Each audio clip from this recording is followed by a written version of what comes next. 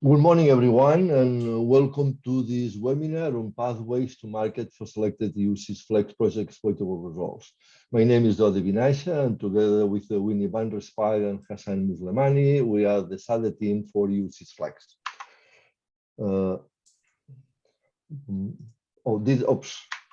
This is the agenda we've prepared for you. In the first part, we'll focus on the work we've done at ESADE for the EU-SysFlex project. We'll start telling you about our role within the project. Then we'll tell you how we selected the exploitable results that we've been working on. After this, we'll provide you with an overview of the different business modeling tools that we've used to evaluate the selected exploitable results. And we'll follow on telling you our evaluation of the 5 selected exploitable results. We're also having Helen people with us that will provide you with their view on profitable aggregation of the flexibility of batteries in Finland. We are going to have a session on Q&A after this, and you'll be able to we'll be able to answer any questions that you put to us. Part 2, software intellectual property rights matters in Europe. You know that most, if not all, solutions for smart grid problems are software-based. Whenever you develop a business, you try to protect it in any way you can. If you can protect the software that is at the base of the technical solutions that you are deploying, this is a way to protect the business that you are trying to develop.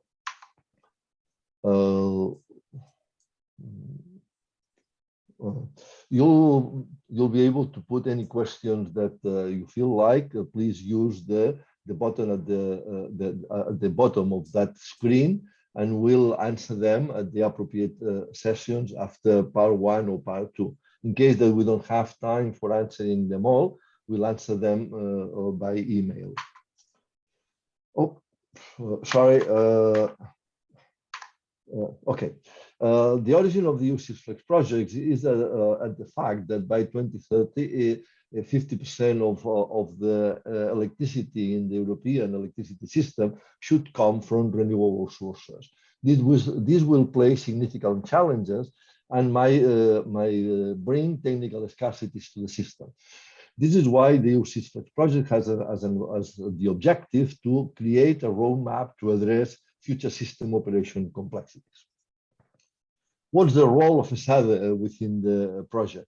You know that any good outcome of a research project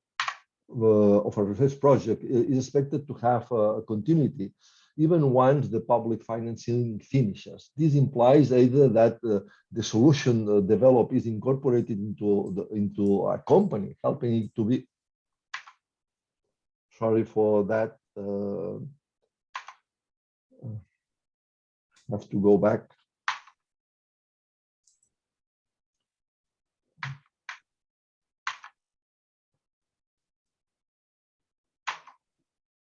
Winnie, can you go back one slide back, please?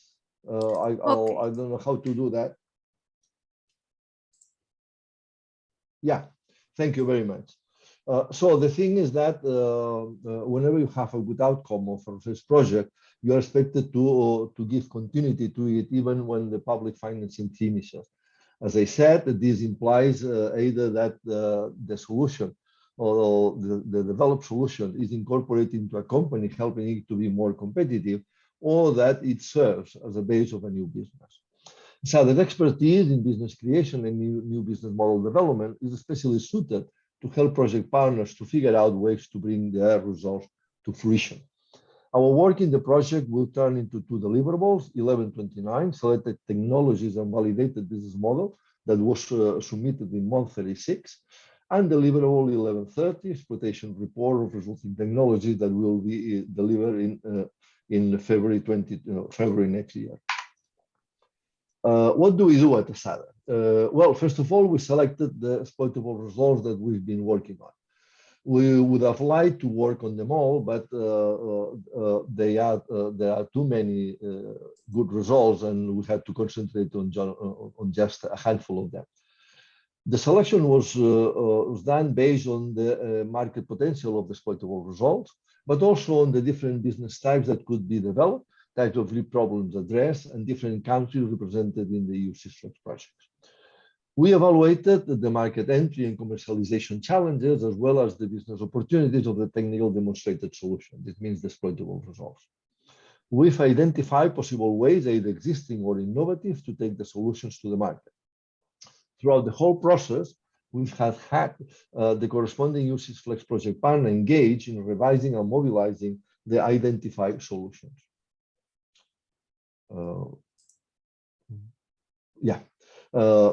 For the selection of the exploitable results that we've worked on, we work first of all with them all. We pre-selected 8 exploitable results that are the 8 listed in the first column of this table. We did further work on them, and finally we selected the 5 that are highlighted in green on the right-hand side of this table. We selected Flex Hub, for which we partner with Inestec,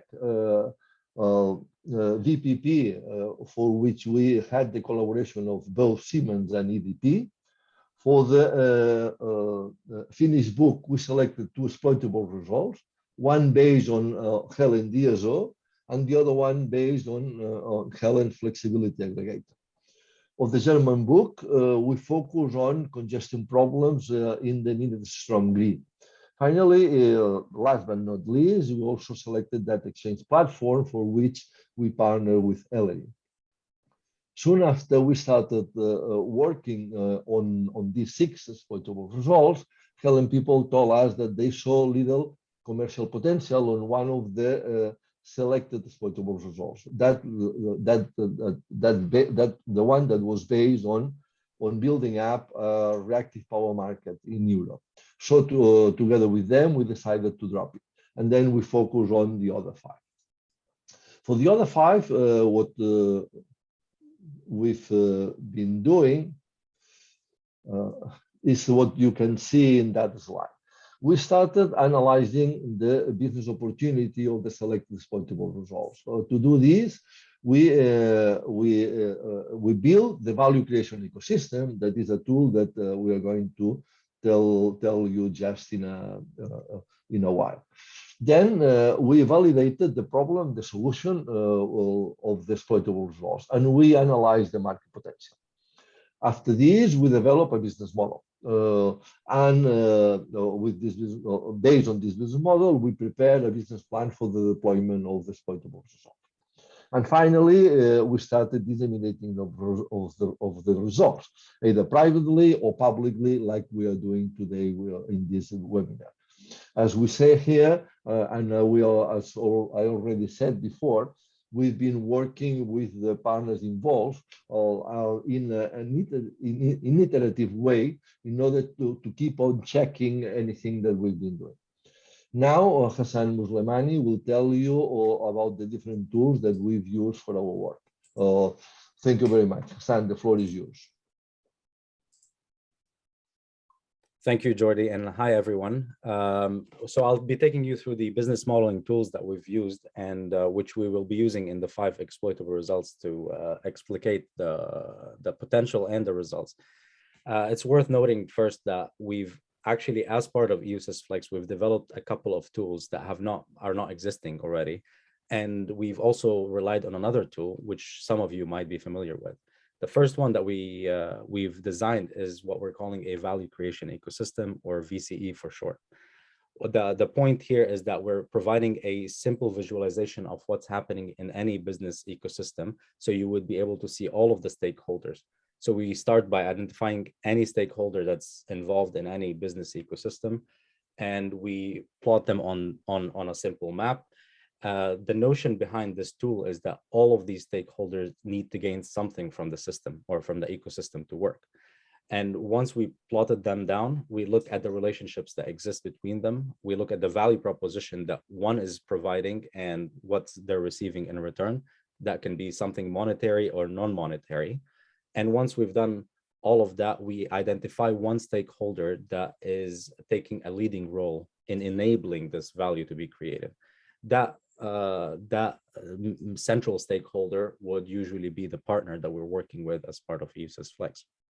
Once we've looked at all of the stakeholders, we also see that we have a final user. In the case of EU-SysFlex, that's the electric grid user, which is obviously receiving, the value that they're receiving is greener and cheaper electricity due to the incorporation of more renewables into the grid. This is we've proved that this is a really useful tool to identify who that middle stakeholder or the most central one is. And once we do that, we then move into designing a business model for them. And by business model, this tool might be familiar to some of you. We use the business model canvas, which is a very well-established tool in academia and in industry. And here we define the business model as the rationale of how an organization creates, delivers, and captures value. So this business model canvas is meant to dissect all of the components that a business should look at before it's established.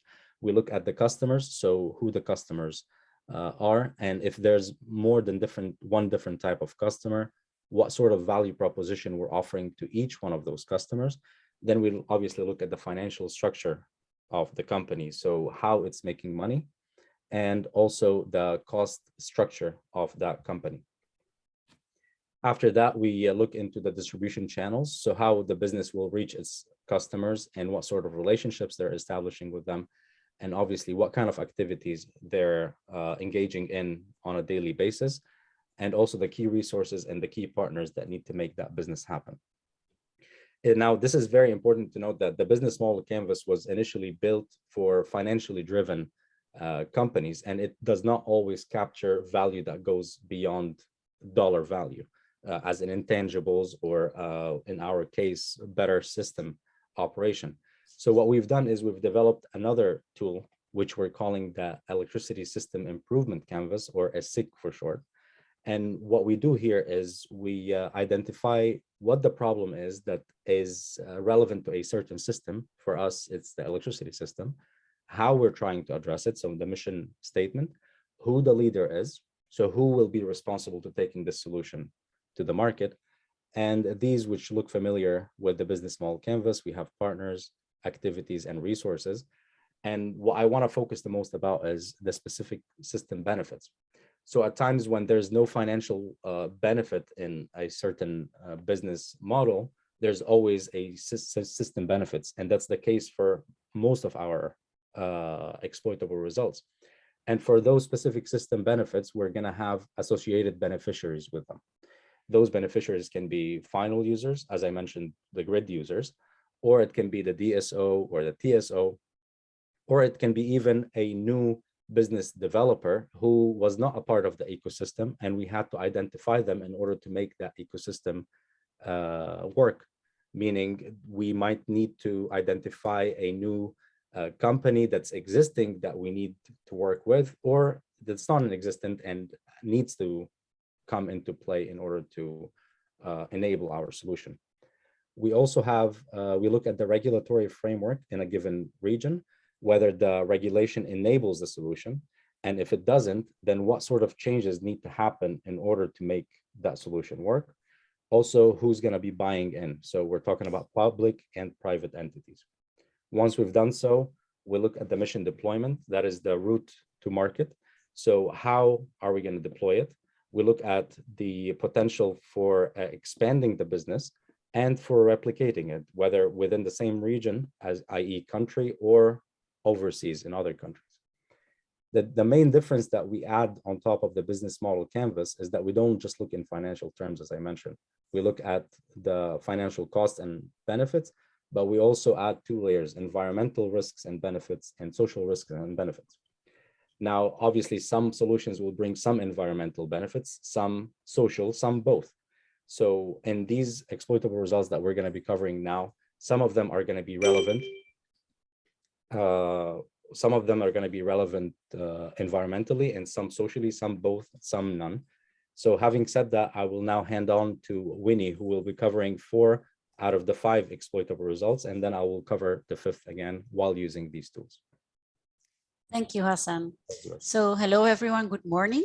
As my colleague already introduced, I am Winnie, and I will guide you to a quick summary of our analysis of 4 of those 5 selected results. And so for each of them, we will first explain the main problem and solution. Then we will show you the value creation ecosystem. So that will be for all of the results, just for you to have a clear idea of how the solution works.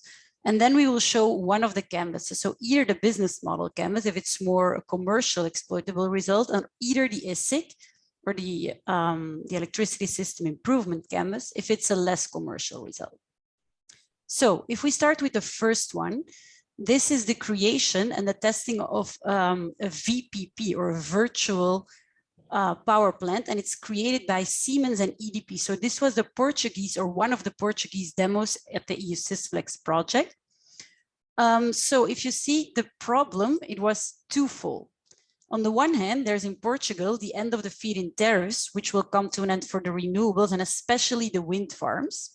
So because in Portugal there are many wind farms, and these variable renewables will become then responsible for their own generation imbalances, right? And that will likely negatively affect their profitability. So that's the first problem. On the other hand, there's a problem of the system operators, mainly the TSO, who will need more reserves when there are more renewables to balance the grid. So as a solution, Siemens and EDP in the demo, they address both challenges by developing and implementing these virtual power plant packages. So this is both software as hardware. And those packages, they will reduce the imbalances, so which was the first problem, and offer more and likely cheaper, also important, reserves to the TSO. So that's the second problem. So here you can see the value creation ecosystem. So we hope by giving you examples that it comes a bit more clear how we use the tool. So in the middle, you can see this generation group, which consists of, on the one hand, the market participant, and on the other hand, the units. So it's necessary for a VPP to work that there are both storage units as generation units. So this market participant goes to the market, so they bid with the VPP package, and this can be on several markets. So in the case of the demo, there were energy bids to the wholesale market, and there were ancillary service bids to the TSO market. So for both markets, the market participant get energy revenues or ancillary service revenues, but revenues in any way in exchange. So this market participant then shares that revenue with the units, right, in exchange of their control rights. Then if we go to the left side, we can see here partner Siemens in green. So Siemens, in the case of the demo, was the one developing the virtual power plant package. So the technology package, including both software and hardware, in exchange for a fee. So it's just selling VPP packages in the end. Then there are two other stakeholders, which in the case of the demo were actually also taken on by Siemens, but it can be other stakeholders. So on the bottom, there's a weather forecast provider, which is very important too. And they supply weather forecast data in exchange of a forecast fee. And then there's a software integration company providing web services connection integration in exchange for a fee. So there's another stakeholder, which is this remote terminal unit retrofit company. And this is a stakeholder that is mostly different for storage or generation units. That's why you see it on both sides. So it's actually just a retrofit that is necessary for the VPP packages to work. They do this retrofit and they get some fees or the cost of that retrofit in return. So that's it for the value creation ecosystem. We hope the solution is a bit clearer with that. So because this result is a commercial one, as I said before, it's Siemens selling VPP packages in general. So we developed the business model canvas. In the middle, you can see the value proposition, which is the maximization of the group profits within the same balancing area. So this is important. It's actually a regulatory requirement in Portugal. And this maximization of the profits will be done in two ways. On the one hand, it will be by reducing the imbalance costs of the renewables in the energy markets. And on the other hand, there's the optimal bidding in energy and flexibility markets. So by these 2 points, they will maximize the group profits for these generation groups. And in the case of the demo, again, or the version that Siemens developed right now, it's only generation groups connected to the transmission network. But in the future, they can also adapt the package for those generation groups connected to the distribution network. And as we saw before in the VCE, these generation groups include both a market agent as these generation and storage assets.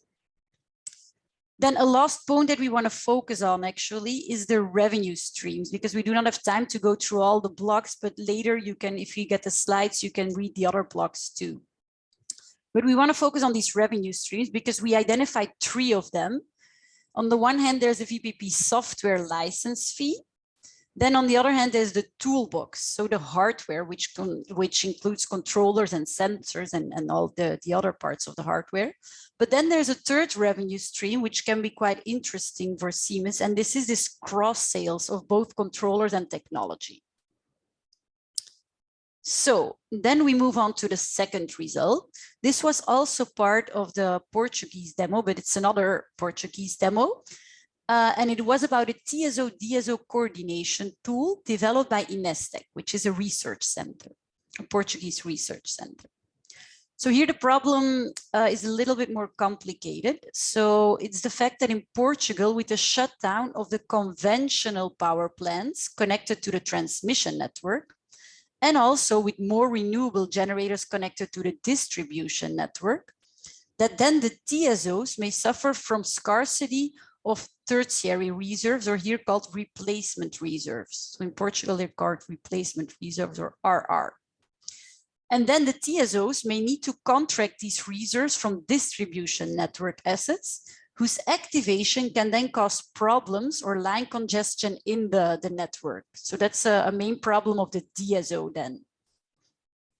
So as a solution, Inestec then proposes to use this software, which is called a traffic light qualification system, which serves for DSOs to validate all these reserve bits of the assets connected to their networks, to the distribution network connected assets before they are activated by the TSO.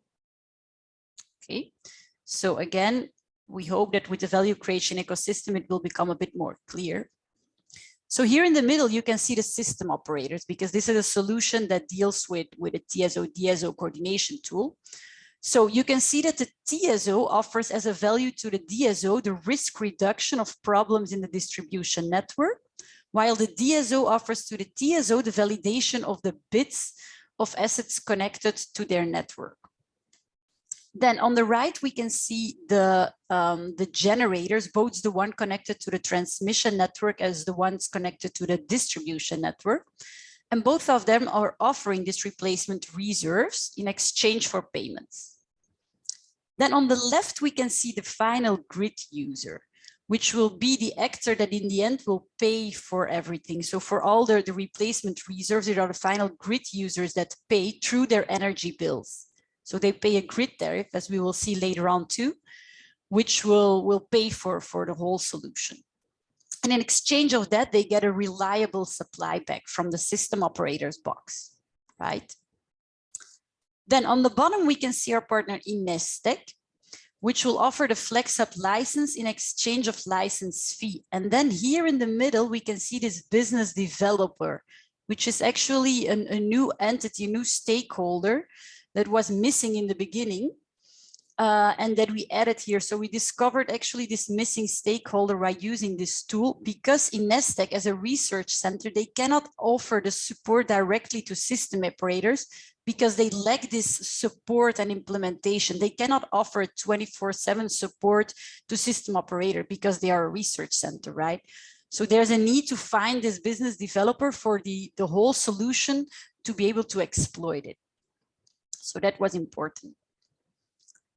Then, since this solution is not really a commercial one, as you saw, and it deals with a research center and with system operators, which are public entities, that's why we started to use another canvas, which is this electricity system improvement canvas, or also called an ESIC in short, which my colleague Hasan explained to you.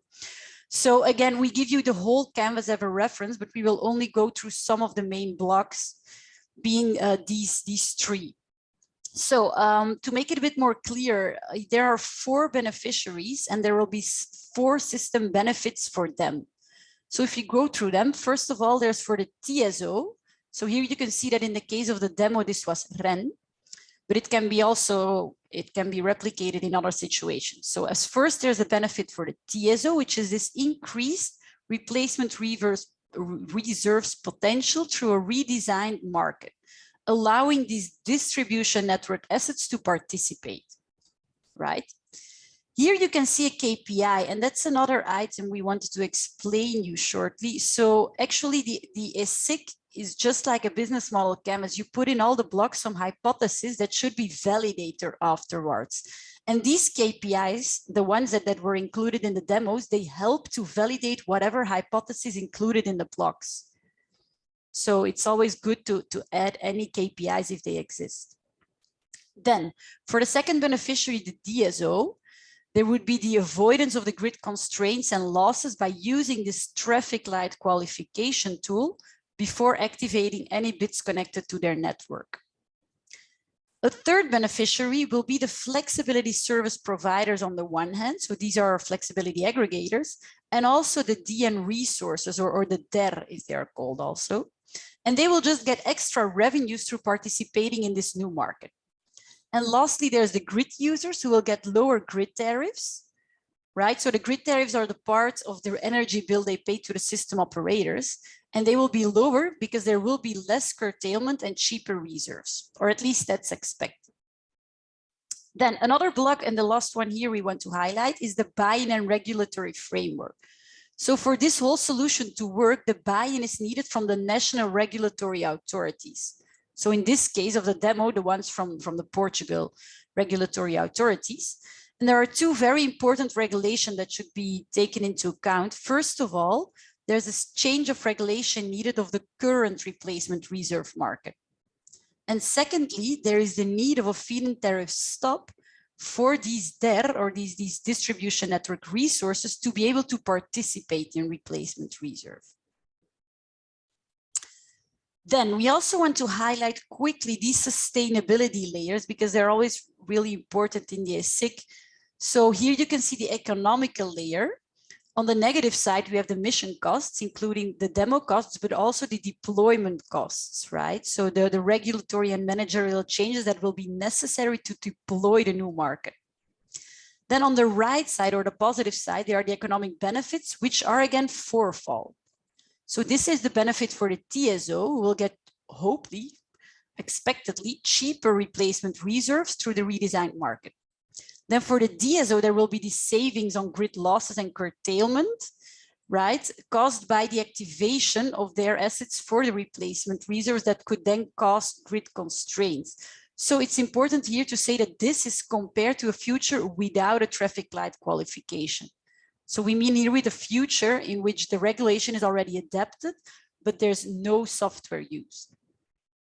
Then the third economic benefits is for these aggregators or the DER, and this will be the extra revenues again. And that will be validated by KPI 3.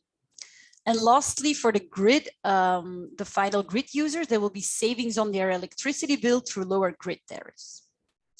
Then when we move to the environmental sustainability layer, there are no real risks detected, but there is, of course, the benefits of having less CO2 emission by facilitating the inclusion of more renewables instead of using more cables, for example.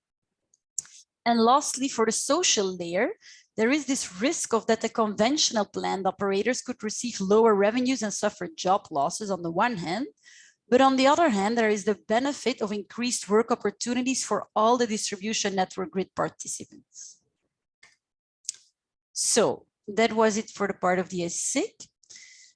Then we move to the third result, which is again a TSO-DSO operation improvement, but this time it is for congestion management. And it is the German demo of EU-SysFlex, which is coordinated by Midnetstrom, which is a German DSO. So here the problem they tackle is that the German electricity grid, including both the transmission network and the distribution network, suffer from high congestions, which are expected to increase even more when there will be higher shares of RES, especially because in Germany, 95% of the RES are connected to the distribution network, right? So if there will be more shares of RES incorporated into the grid, they will cause higher costs. Well, these congestions will cost higher costs. Then as a solution, in the demo, they will be applying and testing this TSO-DSO coordinated redispatch mechanism tool. So redispatch is actually the adjusting of the power feeding of the generators, which is now only done by conventional power plants in Germany, right? And they want to open that up to also the assets connected to the distribution network or to the renewables.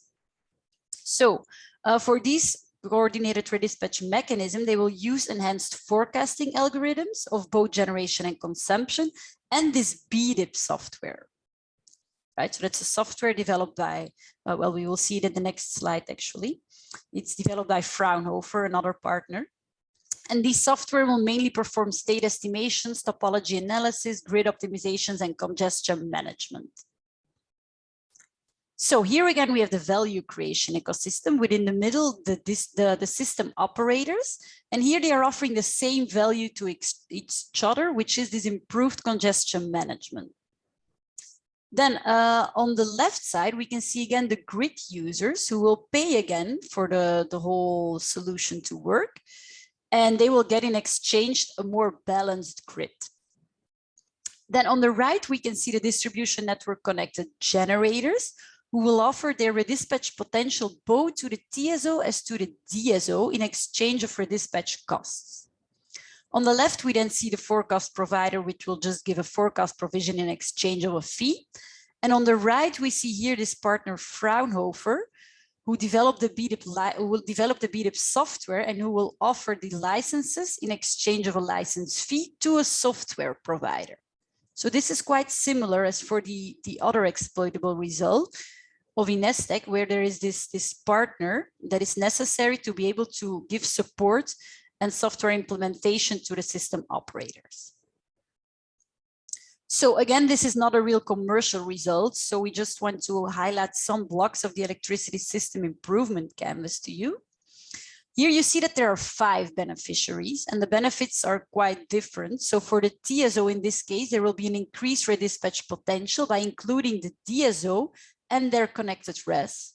So which in this case are 95% of the RES. In a new automated process. So that's also important. The whole new process developed in the demo will be all automated, which is now not the case. Then for the DSO, in the case of the demo Midnetstrom, the benefit will be to avoid the congestion by including the DSO in this schedule-based redispatch process. And it's also this schedule-based, which gives the benefits to the renewables of optimizing their portfolio and schedule, because they will not be curtailed in the end, but they will be able to optimize a schedule. Then there's this 4th beneficiary, which are the energy traders and the aggregators, which will be able to benefit from reduced penalties if they are balanced responsible party, through including the rest in the redispatch. So this is this regulatory change actually that is also necessary. And lastly, there's again the grid users who will get potentially lower grid tariffs and thus a lower electricity bill through a more efficient redispatch. So here we highlight again the buy-in and regulatory framework, and it is again the buy-in of the regulatory authorities, in this case the German regulatory authorities, that is necessary. And there are 2 important regulations that should be taken into account. On the one hand, there's the NABEC, so that's a German name, a NABEC law change, that is necessary to include these renewables in redispatch. And that change, as you see, it is actually already done last month. So it was done in October 21. And a second regulation that is needed is this, well, or that will be developed and that needs to be taken into account, is that there will be probably by 2026 a new efficiency factor, which will influence a lot the operation of the DSO, because this means that they will not be able to curtail the renewables that easily anymore. So we're not going to highlight all these layers again, because actually it's quite similar as the ones of Inestec, of the other TSO-DSO tool. Just maybe one that I want to highlight here, there's another social benefit of a better grid efficiency and more stable electricity supply, which is for the final grid users. So we also see that as a social benefit, and that is a benefit that also will be validated by this KPI number 8 in the demo. It is being validated actually right now. So when we move to the last exploitable results that I will explain, number 4, there is this data exchange platform that is also included in a demo by Helen, the Estonian TSO, but which will be actually developed by a newly created entity called the Data Bridge Alliance. So here the problem is again twofold. On the one hand, there is the European energy retail and service markets that are very fragmented due to differences in regulation and in data access. And this prevents the spread of energy retail efficiency and flexibility solutions throughout all Europe. Then on the other hand, there's a problem of these app owners, because the data hubs that they need, they store all kinds of data with different standards and features, which lead to really high software development costs for these app owners to reach all those data hubs necessary of different types and countries. So this is especially for app owners that want to develop energy apps throughout Europe. As a solution, this newly created entity, the Data Bridge Alliance, or the DBA, will address these problems by creating a cross-border, so throughout Europe, a cross-border data exchange platform to make the data hubs interoperable and connect app owners with data hubs. So that's important, that what they do is making the data hubs interoperable. So the value creation ecosystem will explain it again a little bit more. So here we have this newly created entity, the DBA, Data Bridge Alliance, which is a European data exchange platform operator. And from the value creation ecosystem, it's quite clear that they will offer 2 different values. On the one hand, there's the value of cost savings in European data hub interoperability, which will be a legal requirement. And they offer this to the regulated data hubs, which in the first phase will be only meter data operators. So in the first phase, this newly created entity will only treat meter data because that's the most important. But then in the next phase, also other data like grid data can be added. So this regulated data hub consists of 2 other parts. So there's a customer portal operator who gives access to the own data to the data subjects, which are the final grid users. So every final grid user who is connected to the grid has data. And in the new European legislation, they need to have access to their own data. And they pay that with the grid tariffs again. So these customer portal operators, they need to develop that portal for them to give them access to their own data. And then there's also the regional data exchange platform operators. So that's one part of the value. And these regulated data hubs will need to pay a membership fee to this new entity. Then on the other hand, the other value is this single access point to cross-border energy data for these app owners. So there are app owners that want to work cross-border throughout Europe and that want to develop energy apps.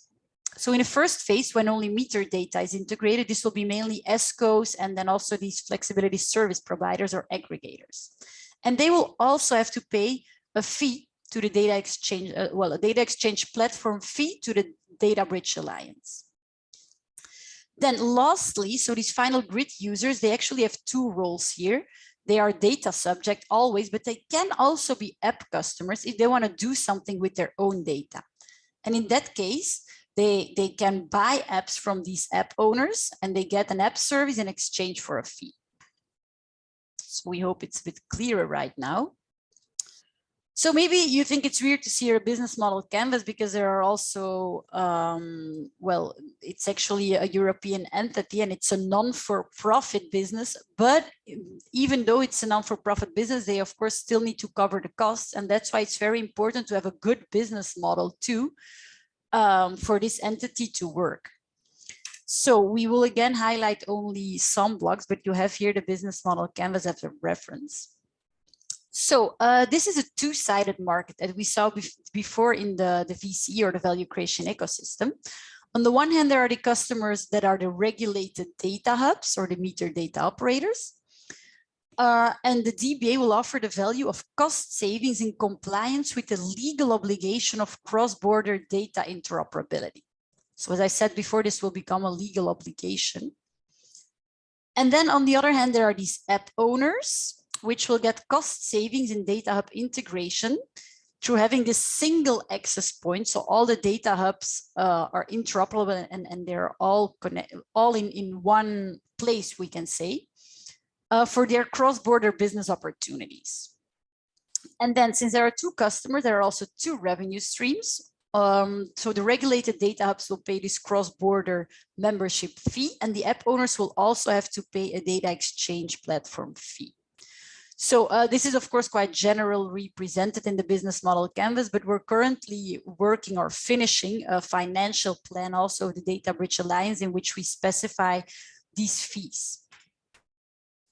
So that's it for my part. I will now give back the floor to my colleague Hasan, who will explain to you the fifth exploitable result of Helen.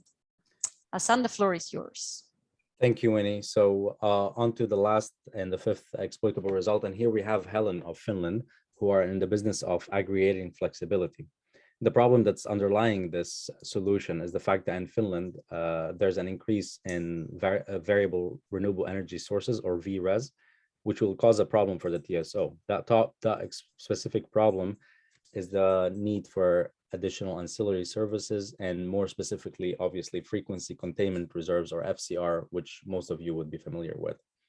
The solution that Helen is proposing here is to cost efficiently aggregate flexibilities from small scale distributed energy resources, or DAREs, and those small scale resources are electric vehicle charging stations and battery energy storage systems, or what I'll be referring to as BESS from now on.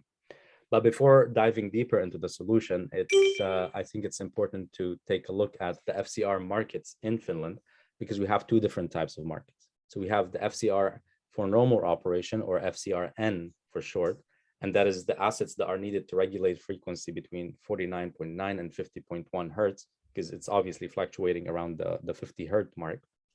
And we have FCR for disturbance, or FCRD, which is needed to regulate the frequency once it falls outside that range, down from 49.5 up to 50.5 hertz.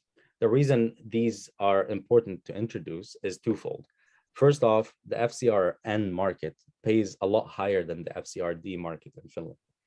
And so for batteries, which are capable of charging and discharging, so they are able to upregulate or downregulate, the preferable market here is FCRN. So we take that case study into consideration.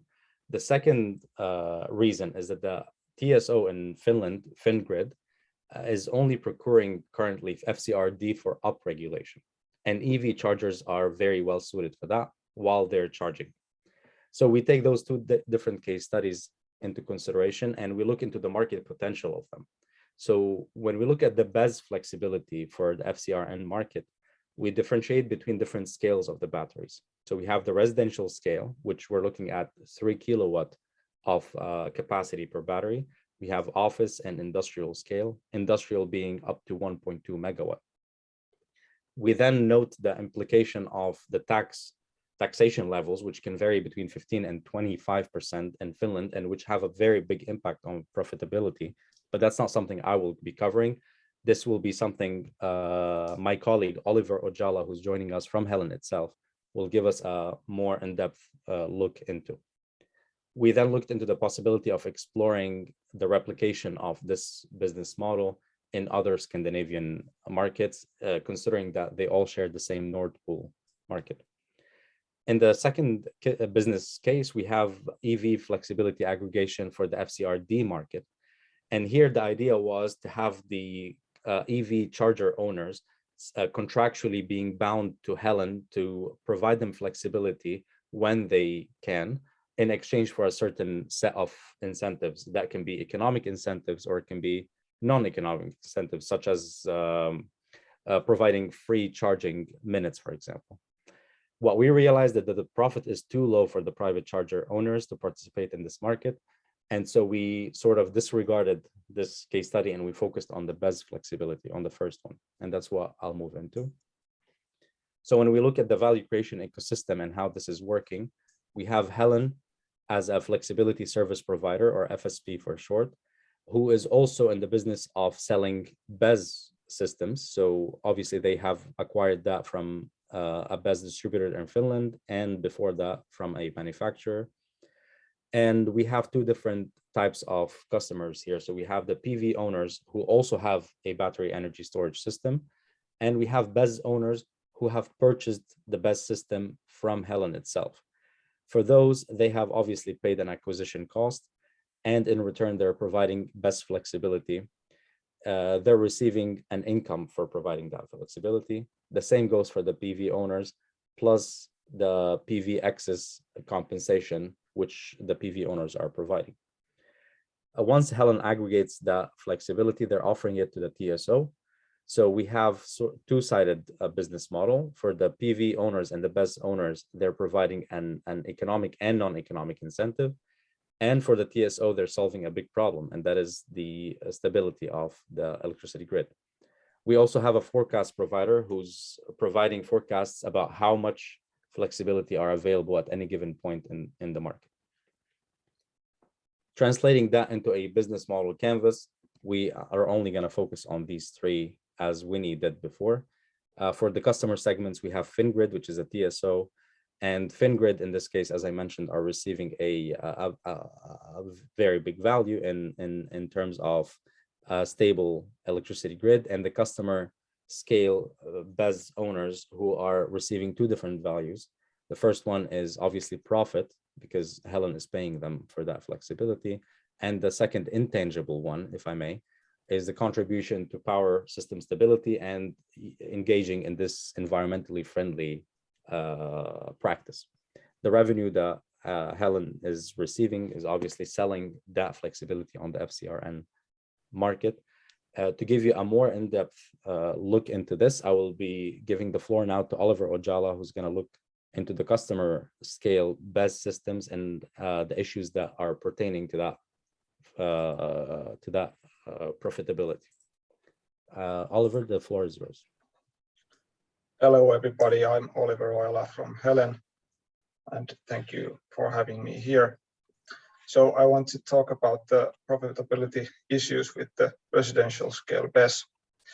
So in order to bid these residential scale BESS to the electricity markets or to the TSO's FcRn market, we need some technical issues to be solved. One is for aggregation, and if we consider these typical BESS owners, they have a 3 kilowatt system. So the minimum bid for the FcRn market is 0.1 megawatt. So we would need at least 34 BESSes that are each 3 kilowatts.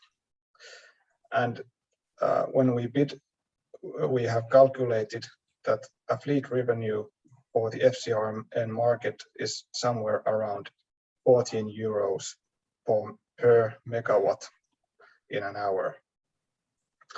And that is the total income from the TSO to Helen.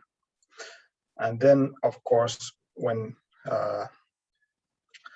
we give some profits to the customer, then we take a small share of the aggregator for providing this provision. But then there is, of course, this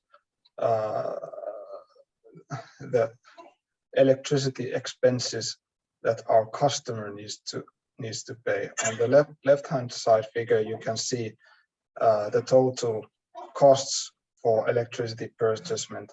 So one is energy, the other is distribution, and the third is tax. And for a single residential household, it is not possible to not pay the tax, which in case is possible, for example, for the industrial scale BESS.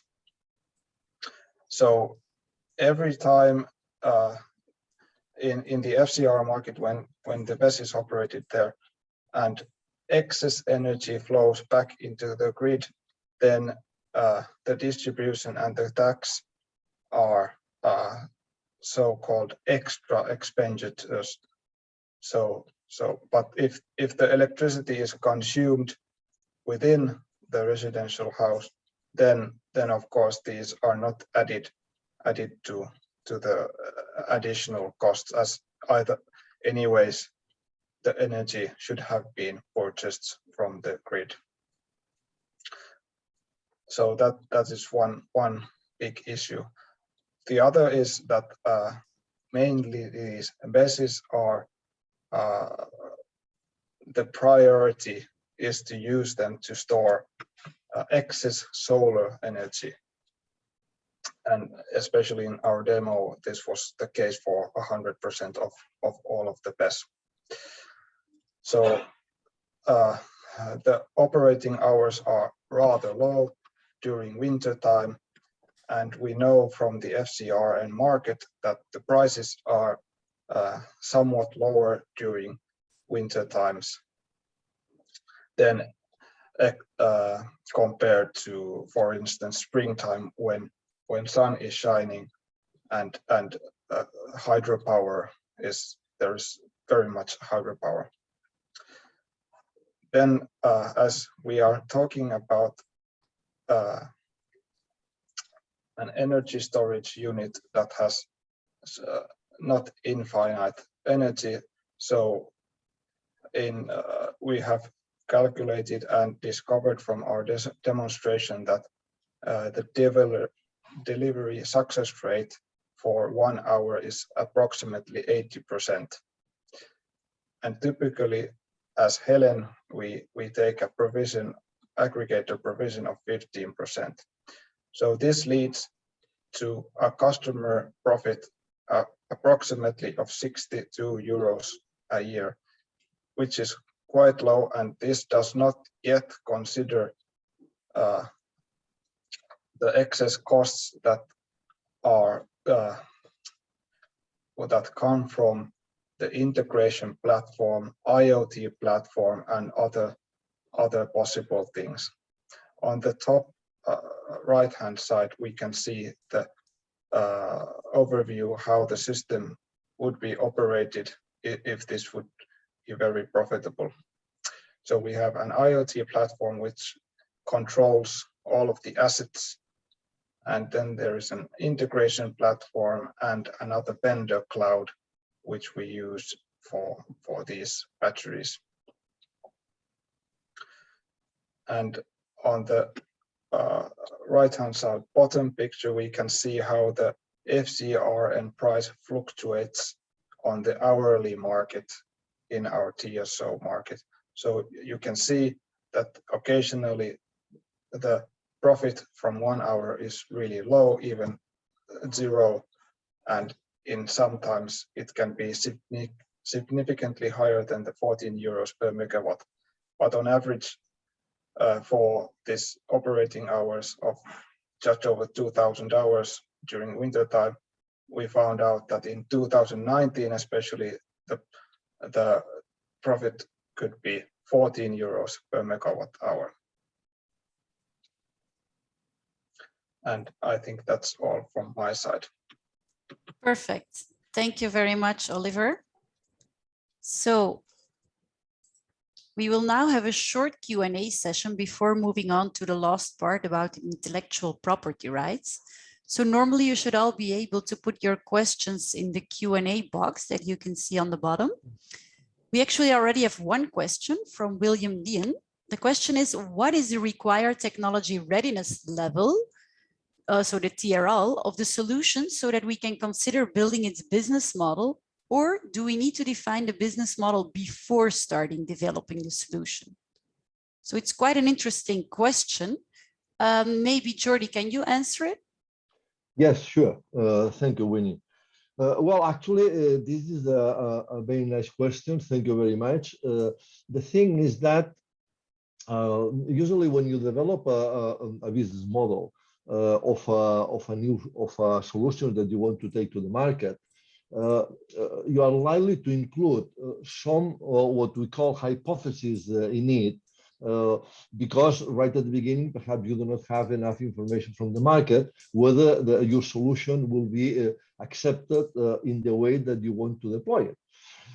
But you can go one step back and you say, okay, if you still have some unknowns with the technology that you are developing, It means that you can work on the business model, but obviously you have to take into account that there will be certain features of the technology that are not certain yet.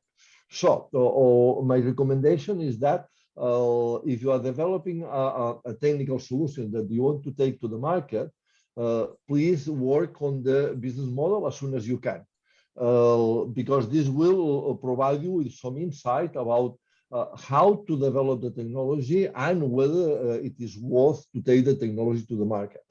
And as far as we further work on the technology and the final features of that technology becomes more clear, obviously that can be translated also to the business model in order to fine-tune or just adjust the business model to the real features that the technological solution will have.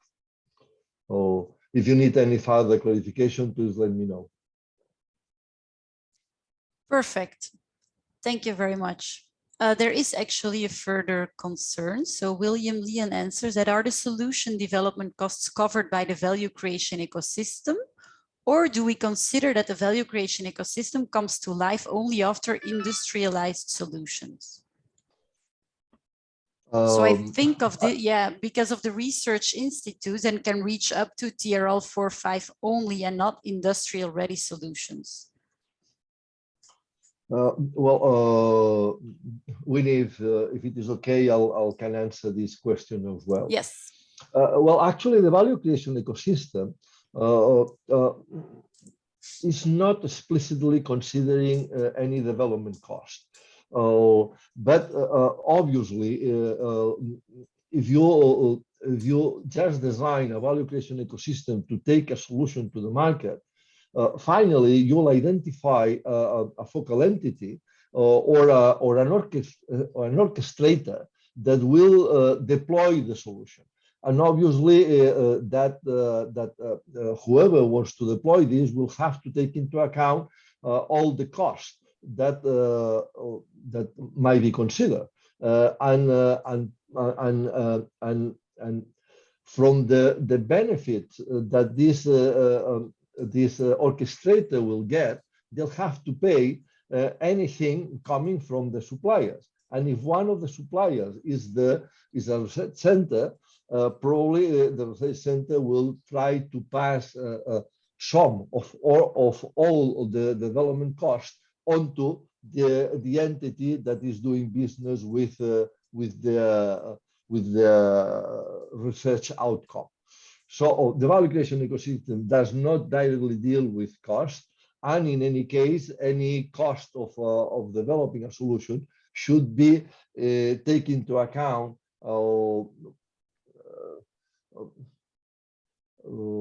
Should be paid by the profits that this whole system will make by the using of that technology.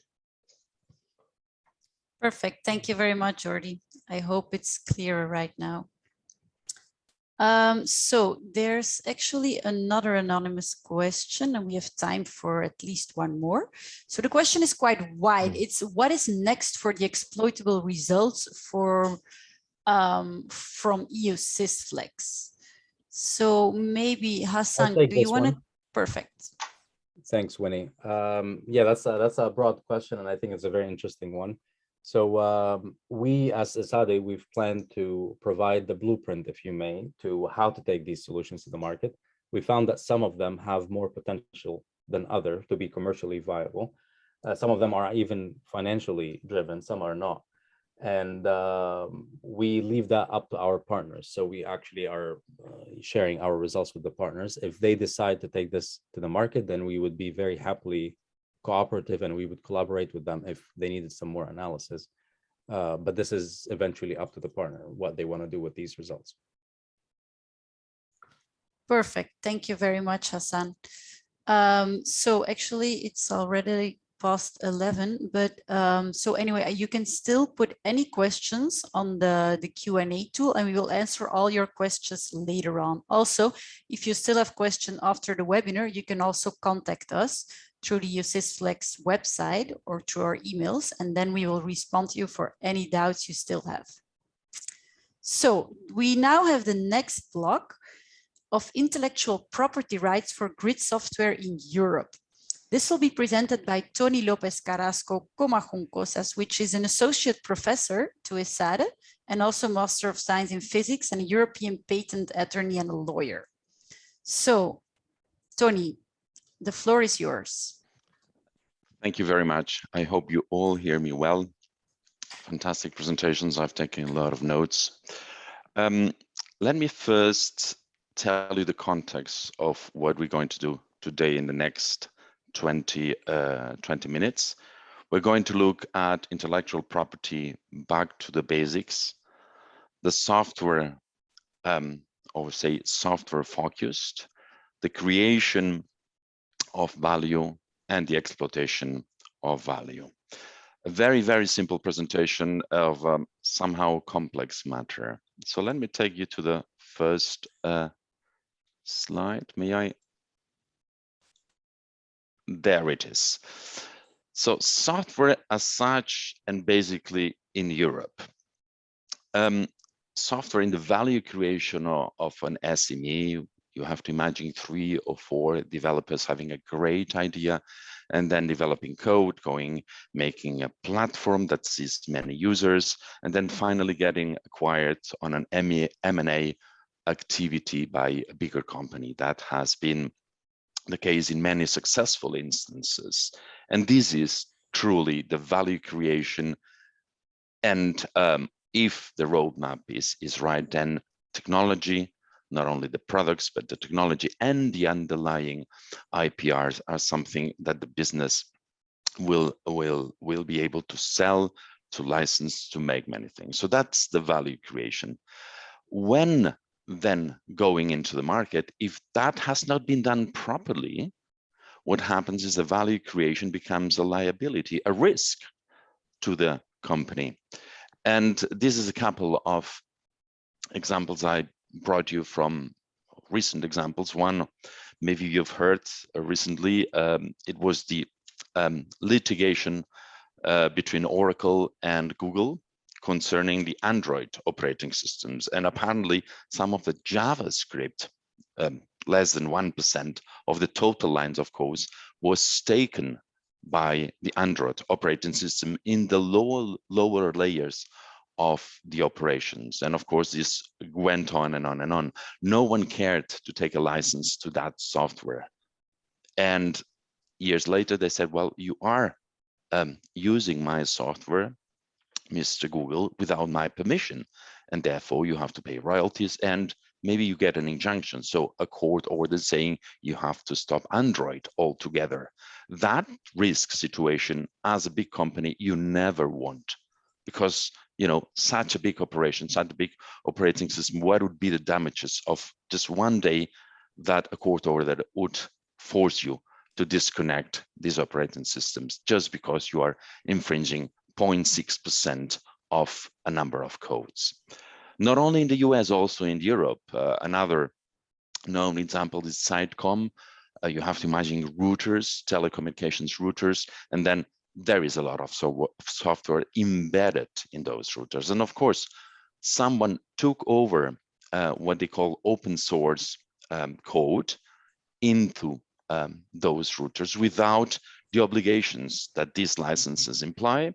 And therefore, there was also another litigation. So we see that we want to create value. And when the operations comes very big, then you have a lot of risk. So if you pass to the next slide, let me see if I can do it from here. There it is. What is the work stream? What is the methodology that we need to follow early on when we are having that idea? Maybe as an entrepreneur, when we constitute our small startup, is to identify the assets that underline my great idea. Of course, to select the relevant ones for the business, meaning you have to align those assets with a view of the roadmap. As Jordi said before to the question, if you have a business model already, you know when you are expected to extract value, not only from your product, but also from your IPRs that are supporting, that are actually the real assets underneath your product. So it's a very important moment that in the selection of the IPRs, the intellectual property rights, to protect, you already have a very good idea of the business model you want to have. Probably you want to sell in exclusive terms, and you need to have fallback positions for that. So in the end, if you don't sell products, premium products at an exclusive price, maybe what you want to do is to license them to another one, to a third party that can effectively bring them to the market, and then you have a royalty license to those. Of course, the third step is to protect those. Some protections are easy to take. Others need registration, are more expensive, and they have a full implementation roadmap. The value extraction, we'll discuss that in a minute. So let's move to the next slide. So which are those IPRs, which are the assets that you can actually sell when we talk about software? And believe it or not, it's the main asset normally, if you can have it, it's not the software code, it's not the copyright itself, but the patent. If your software implements an invention on a computer, you may have a patent on it. And what you normally do is to check, you have a checklist of your inventions. Do I have a technical effect that my software is doing when running in a machine? In smart grids, it's normally the case, we will see that. And you will have that patent filing protection. So check the first inventions and patents, and go to the second one, the copyrights. What are the assets of your copyrights? This is the source code. So the source code, the code that you're writing, your Python lines are the actual creation, the work that it's protected. But not only the code, also the code in binary form. So the ones and the zeros that the computer will implement, that file is also protected by copyright. The manuals and the documentation that go with it, it's also a copyright. Don't forget the trade secret assets. Sometimes you have what they call a secret sauce. It's not a source, but a sauce, meaning that you are adding a few bits and then getting an optimal use and an optimal efficacy when running that code. That can be sold separately. So that's a third category of IPR. And of course, if you have founded a company and have made a trademark to your company, or maybe to the products, and sold them successfully, you will then get a trademark as well. So the main four categories are the ones there. Let's have a look at their capabilities. So for instance, the duration of a patent will be 20 years, no more than that. But its protection will be quite wide, meaning that if someone implements another source code or the same idea, functionally you are protected. It's a very wide protection. There is a disclosure obligation. That means that the patent will be published, and anyone doing reverse engineering, meaning trying to copy you, will have it difficult because you have already told them what to do, but you are given a 20-year exclusivity in the marketplace. Compared to that, the copyright gives you a longer time, but of course, even after 70 years of normally a code, the code has become obsolete because other codes are now, and other programming languages are now more relevant, but its protection is narrow. What does this mean? It means that if someone takes your code, reads it, and implements it in a different manner, they have been inspired by your code and they have recoded the thing, and therefore they are not using your copyrights. So a copyright license will not be infringed. A very narrow protection by copyright. So what you do always, accumulate patents, copyright, and the other two categories and bundle them together in your business model. The third one, the trade secret, is exactly the same. You need, or you have a narrow protection. If someone reverse engineers your products, your platform, sees your code somewhere else, there is nothing you can do. And of course, a trademark is a more traditional asset where, you know, your reputation is on the line there. So that's the benchmarking IPRs for software. This is a bit back to the basics. Let's go to the next slide. And the myth here that software licenses and commercializing software and commercializing technology only includes copyright, that myth should be restrained, and it's very, very little of it's very negative what it has brought to the market, because as Winnie and Hasan have already told you, there are many technical effects that the solutions are bringing. So I've noted here you have Internet of Things, so IoT solutions for reducing imbalances of the power plants, both in transmission, in distribution. You want a topology analysis, real time. You want grid optimization and congestion management when you are suddenly having a lot of demand.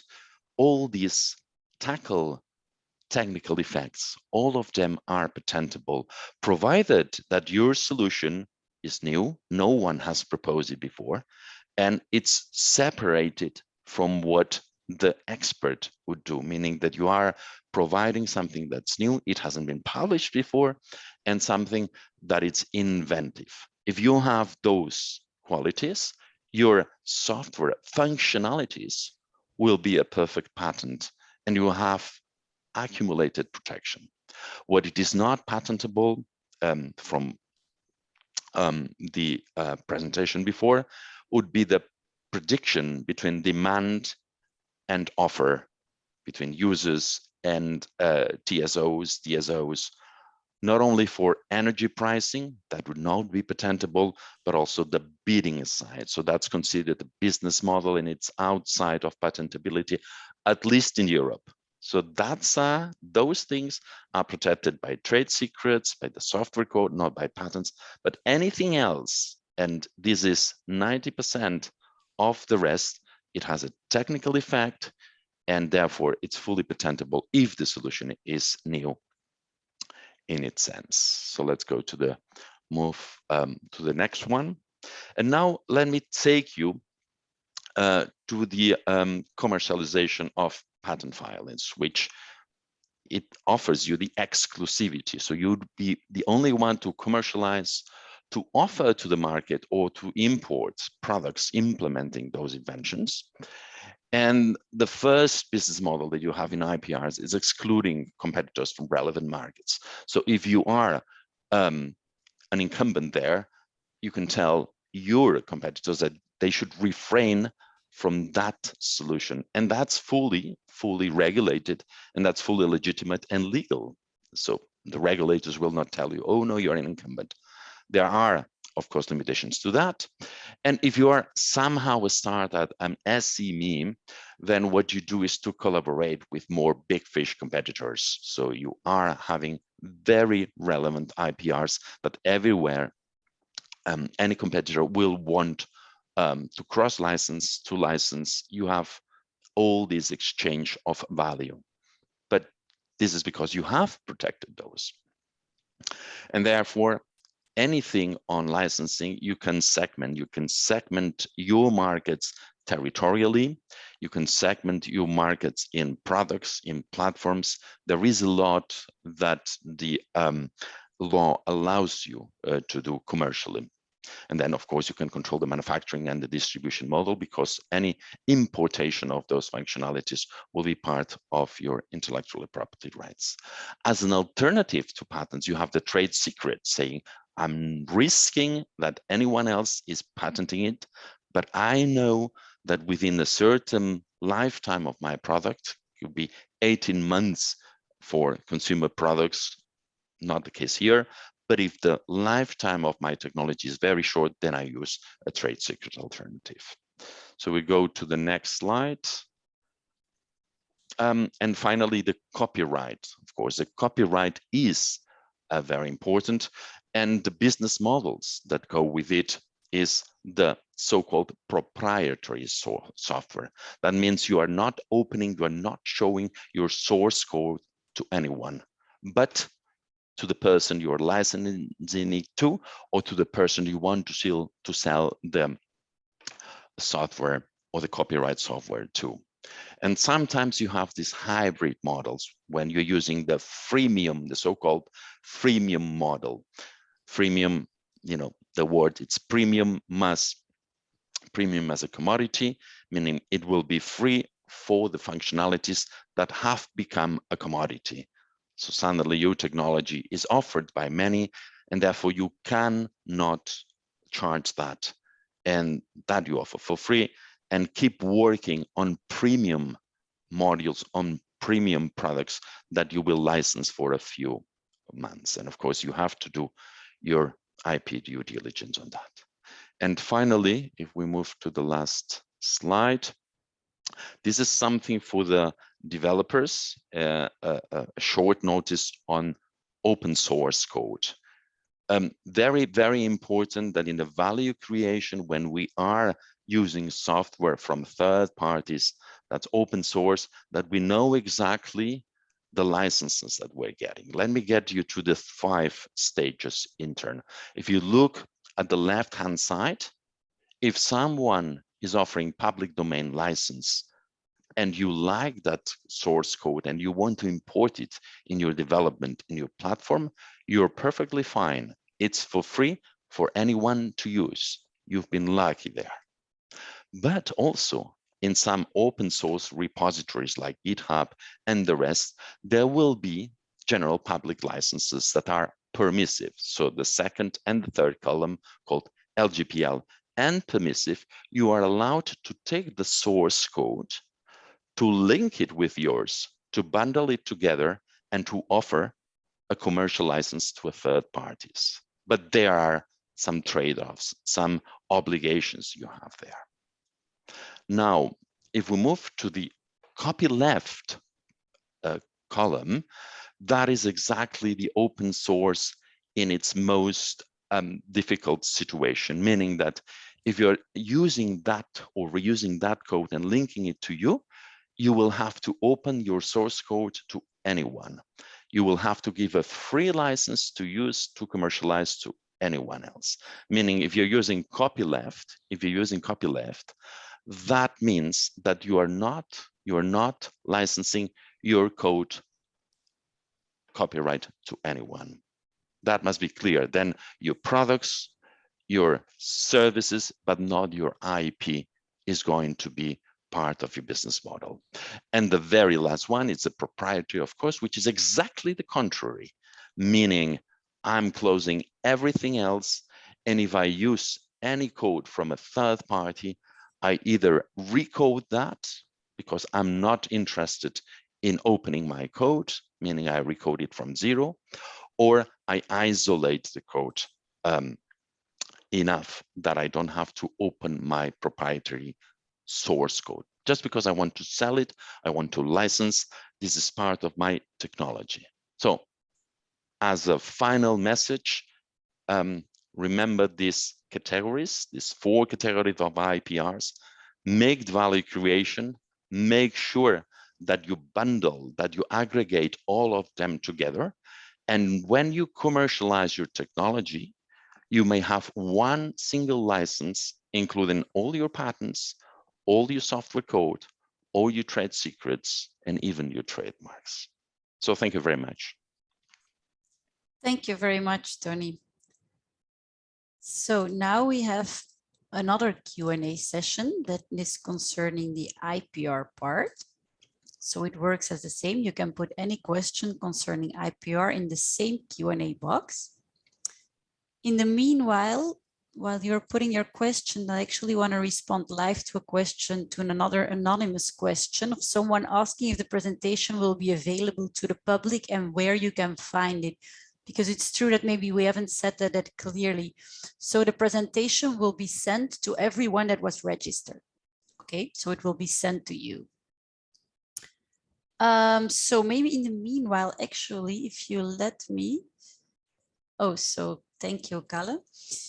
In the meanwhile, there was a very interesting question still from the other part. So maybe if you let me, I will put it right now while you're putting any questions about IPR.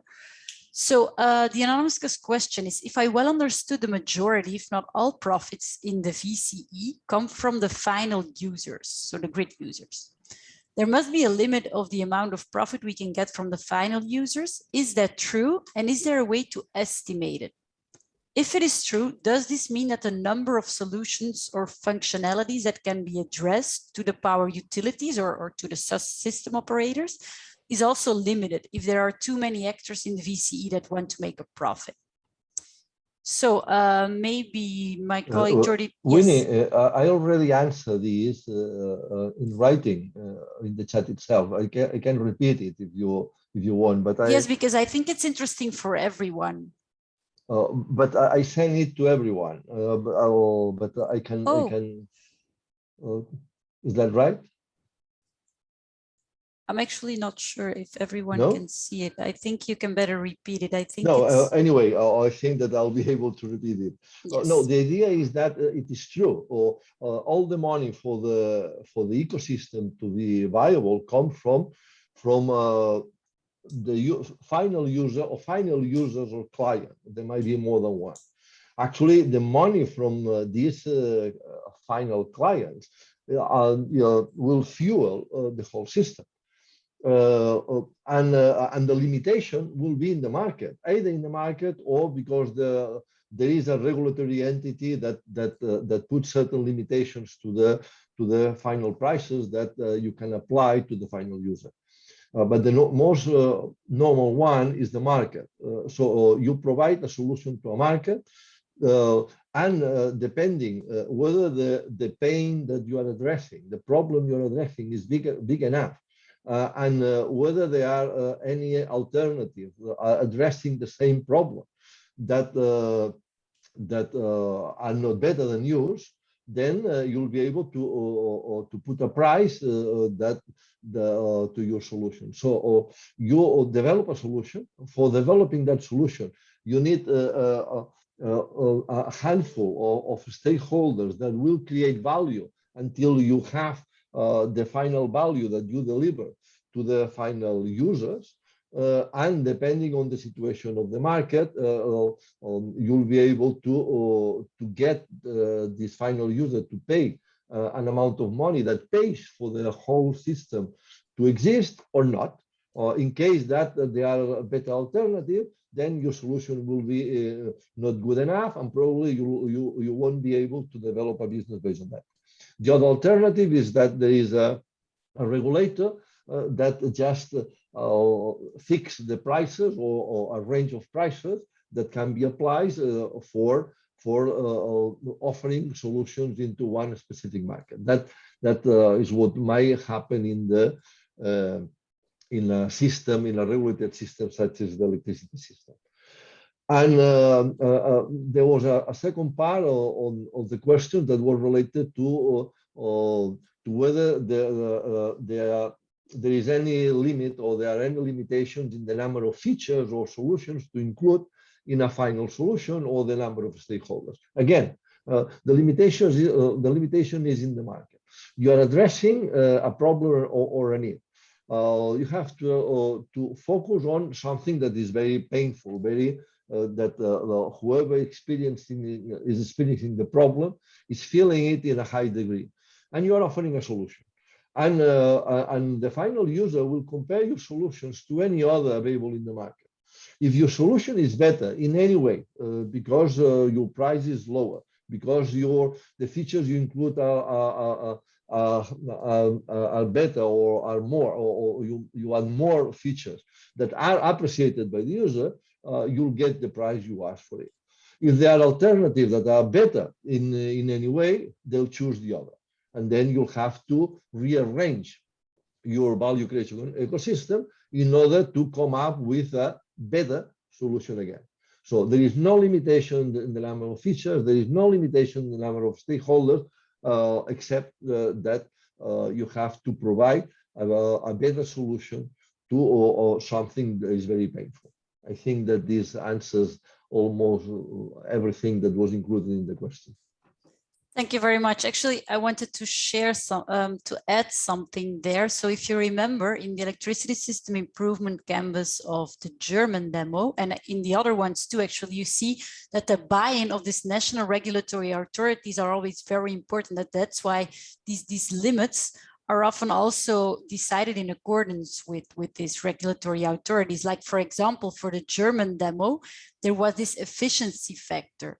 So that is actually a kind of limit to say to the system operators that they cannot pass all their congestion management or curtailment costs to the final user. They have some KPIs or some, well, they need to be able to explain and to justify why they needed to curtail it.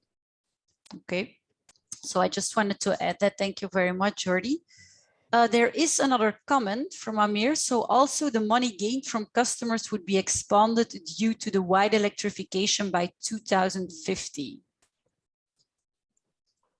Jordi, do you want to continue with that maybe? If that means that there will be an expanding of the grid that will reach to people that are not getting